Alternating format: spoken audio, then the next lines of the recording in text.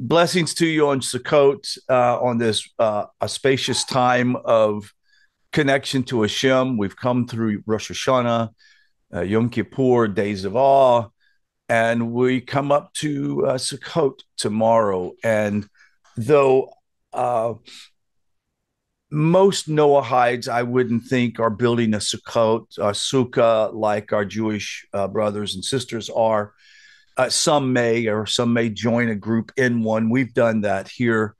Uh, but I would like today to address the higher levels or the mystery of Sukkot, the infinite, to touching the finite with the infinite, and examine that. And of course, I'd like to open up a discussion that would sort of expound on that, because I know that you guys, especially those of you who have been all matter of fact, everybody in this room today are all Noahides, former believers of some other religious system. And we've had to all come to sort of an understanding and a personal practice when it comes to Sukkot. And I want to share what helped me the most in this process and why Sukkot to me is so special compared to what it had been in the past. It had been special, but it's because I now I know it. I see it through the eyes of wisdom and Kabbalah, and because of that, it's like Sukkot is such a beautiful time of connecting to Hashem. Uh, we've made it again. Another year. I mean, who would have known that when we were smack dab in the middle of COVID a few years ago, some of us, honestly didn't know who was going to be around the next year, much less whether yourself was going to be around. And we've made it to this time. And for so many, the high holiday season is, especially Rosh Hashanah, Yom Kippur, days of Elul following before that. Are very vexing times of examining your soul. It's really personal. It's even though it's a national thing for the people of Israel and for the Jewish people, and even for the Noahide, there's something very beautiful and powerful about this time, because it's about reducing your ego, building up your sort of God-centered attitude and mindset and everything. And you're really attempting to connect to Hashem at the highest level. The king is in the field. And so we go right into this mitzvah. The Chel happens this once a year. It's called, in the Shemitah year, there's a thing called Chel, and it's the festival of Sukkot. And these three mitzvahs, the Shemitah, Hachel, and Sukkot, seem to be innately connected. And this gathering of Hachel is the gathering when the king comes and reads the Torah to all the people. If you remember this happens on the Shemitah year. And, we all are looking forward to the day that King Mashiach will read the Torah before the nations, and even children during this time is, a very beautiful thing. But we talk about Sukkot as being a place that we would draw ourselves out of our physical world that we normally are in and into the presence of Hashem. And we see these temporary buildings built up with three sides, really representing a divine hug from the Holy One, for you to take and leave out your normal construct and come into a place that is the infinite.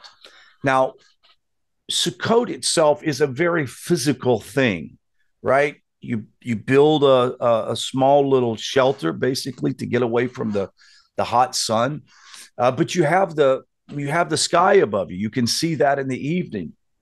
You withdraw yourself, and you make sure that you have the chag on the top, and everything is beautiful. Some people fix theirs up immaculately, and some are very simple, cardboard.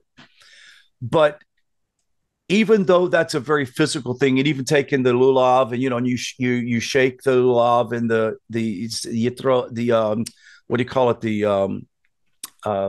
the the citrus, et cetera, et cetera. When you shake that thing, it's a very physical thing that you're doing, but there's a spiritual thing that is happening within that. And that's what I want us to examine for a moment. And the reason why I want to examine the spiritual aspect is those of us who are of the nations, who have followed after Torah, though we can do the sukkah if we want, there's nothing keeping us from doing that as long as it's done properly. But there's a deeper meaning, and that is once a year, we are reminded to pull ourselves from the klipot of our own environment. Many aspects of the klipot that we have when we're born into a klipot of culture, we're born into a klipot or a husk of religious ideas. We end up, as we get older, a klipot of our own philosophical views and ideas. And then as we grow older, we have houses and property and land and children and grandchildren.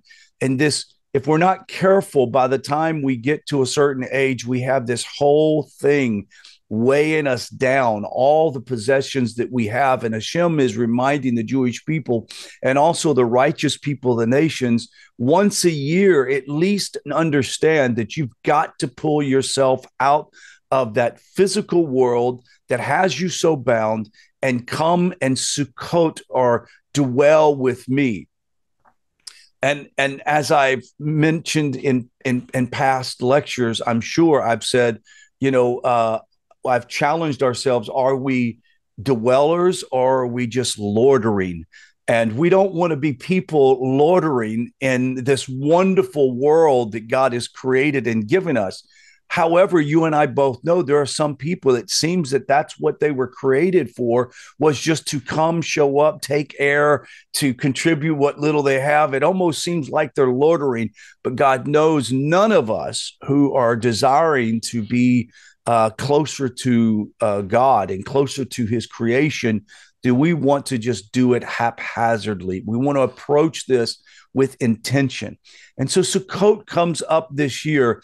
My challenge to you is in much the same way that each one of us, and we were talking before we started the class, Ross was talking about, how he's changing his diet around and doing some things to have better health and making sure the nutrition that his body needs gets the proper help. That is what we should be doing during Sukkot with our neshama. That's divine nature desires to be perfect as it possibly can. And to be honest with you, you realize the soul that you and I have is perfect in and of itself. It's perfect. It can be covered up. It can have a klipot. It can be tainted by the yetzer that does bad things, but the soul itself or the neshama itself is a pure divine energy. And all of us came and put ourselves within this body for one purpose, and that was to refine the neshama, to refine that through our circumstances. And I find it interesting that we can say that pretty easily, that our souls are refined by this, but do you realize that every human being that comes into this body, regardless of their journey, regardless of what they learn or what they do, that's what they signed up to do. And this is the reason why in our world of trying to be good, holy people, there's no judgment from us to other people, because they have their own refinement they need to do. And somehow that was the agreement that Hashem has given them, and that's what they need to do. I don't think that we have fully wrapped our brains around this idea that every human being that comes to this world, our goal was to be put in the most austere environment, and the most difficult thing to be is to be here and not remember where you came from. Not remember the Torah that you swam in the presence of the Holy One, not to remember your past lives, to come here and you agreed, I am going to join the Olympics of spiritual existence and spiritual maturity. And we chose to come here, and many of us choose to come many times. Some people choose to come one time and go, too much for me. I don't want to do that anymore. And the angels look into our neshamas and are just shocked to see that we are people who are designed. Think about this: from the ground up, we are designed to be fallible beings. Our bodies rot, our eyes grow dim, our health goes bad. We're living in a society in which every input is there but the input of the Holy One, right? And if we want to get distracted by all that, we can. And so the angels, this is why they had such a difficult time with Moses receiving the Torah. They said, you're going to give these people with free choice this Torah, and you actually think they're not going to trample it and destroy it? Well, here's the beautiful secret of it. We chose to come into a world in which that does not appear to us because of the klipot. We can't see that. Now, even people that are raised in a Torah environment, say, for example, if you're raised from or in a Jewish environment, even those individuals, even though they know their religion and their system, they still have to strive for a connection with Hashem that is unique in their own. And that's what Sukkot is about the individual coming out of the environment they have to attach themselves in this purest sense to Hashem. It's about withdrawing yourselves from the things that normally distract you and put yourself in an environment to refine yourself. When we were talking earlier before class about changing of the diet and trying to do the proper things for your health, we should also be doing the same thing for this beautiful soul that Hashem has put within us. And when I say that, I really do mean it's even beyond Musar, guys. Musar, obviously, we know, is to make corrections to our temperament, our personality, the way we treat each other, our ethical standards. All those things are obvious. But I would say that a vast majority of really righteous individuals like yourself, Musar is not the issue. What needs to happen is an understanding that you are a higher being. And we got to come to the realization that we are a high being. We are much more capable of obtaining and doing things that are a part of being a divine being than we are a physical being, because we actually are that divine being stuck in this Sukkot, this temporary house called a body. And the closer that we can realize that what Hashem wants to us is to recognize the full potential that we have in his creation, it's going to come through such a holiday as this, where a person, for example, it says in Sefet Emet that the Bali Tshuva, when he comes to Sukkot, he doesn't have a place. When he returns to God, he doesn't have a place. And that's why he needs to Sukkot with God. And this is why a lot of people who are Noahides will send me texts and messages, and they're pulling their hair out. There's no social life. There's no connection. There's no other Noahides. And I don't want to sound, I'm not sure, crass about it, but it's good. That's what you need. You need to be alone with Hashem. You need to depend 100% on the Holy One, blessed be He, and not allow you leave one construct of religion and jump into another that could become a crutch. What did Abraham discover? He had to lech lecha, leave. Get out. So what I'm saying is get out of this temporal house and start exploring the expanse of the infinite. Start exploring the possibilities of what we are capable of doing in this beautiful being that God has given us, in this beautiful environment we're in. Begin to connect to it at its highest level and enjoy it. Hashem has put us here to enjoy the bounty of discovery. And the discovery comes through knowing the Torah. The discovery comes through polishing and refining the soul, the neshama. And the process of doing that is using by stripping away that which would keep you from understanding your higher self and who you really are. It's like waking up one day and realizing you're a king or a queen. Could you imagine doing your genealogy and somebody knocked on your door and said you're King Charles next in, none of us would do it, but the next one to take the throne? Be shocked, right? Be pretty exciting. But guys, I want you to know that you have a soul that's much greater and grander than that. And it's a soul that's, like I said, swam in the Torah, the water of Torah, in the divine existence. And here we are. If we could only realize that we signed up for this beautiful experiment and it works, it's good, it's beautiful.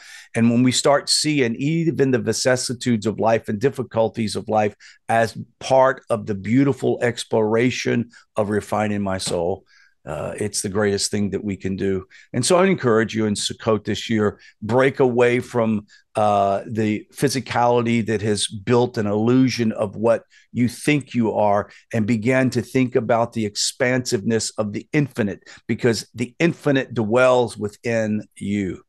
You are an infinite being. When this body goes into the ground and it rots in the soil, you are an infinite being that will continue on. Why would we want to waste any more time with more physical things? Now, mind you, I want to have good health till I die. Okay. I don't want to have bad health till I die. I want to have good health till I die. But at the same time, my focus in this part of my life is about the neshama. It's about the divine essence. I want to grow it.